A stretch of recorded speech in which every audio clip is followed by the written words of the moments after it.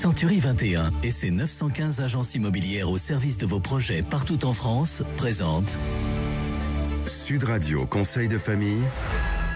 Conseil de famille avec Stéphane Moller, bonsoir. Bonsoir Philippe Rossing. Stéphane, vous êtes associé au sein du cabinet de gestion de patrimoine VIA et à ce titre, vous êtes au centre de la vie patrimoniale de la famille. À ce titre, vous faites d'ailleurs appel à de nombreux professionnels, parmi eux les notaires. Ce soir, nous avons la chance de recevoir Maître Antoine Leroux, notaire à Paris 15e. Bonsoir Maître. Bonsoir Philippe, bonsoir Stéphane. Bonsoir Maître.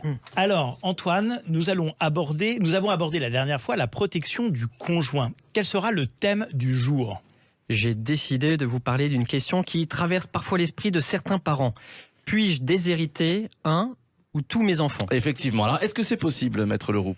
De prime abord, il n'est pas possible de déshériter un enfant. Celui-ci est protégé par la loi qui a institué la réserve héréditaire. L'enfant est un héritier réservataire, c'est-à-dire que la loi lui réserve, au moins en valeur, une partie du patrimoine du défunt.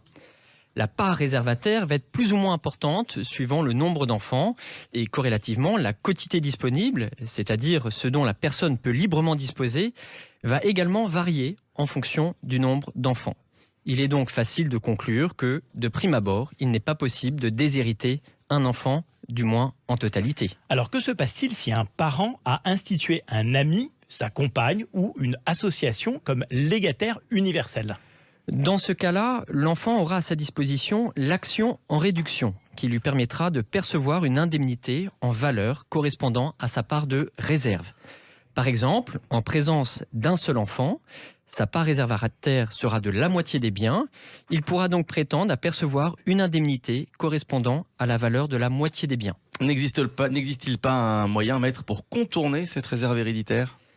Alors, il existe plusieurs possibilités à manier avec prudence.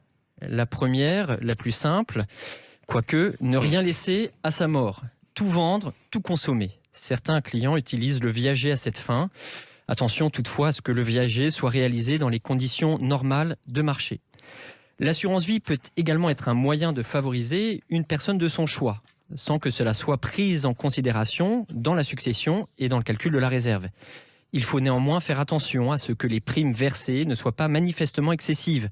Si tel est le cas, l'héritier réservataire peut demander en justice à ce que le contrat soit réintégré à l'actif de succession.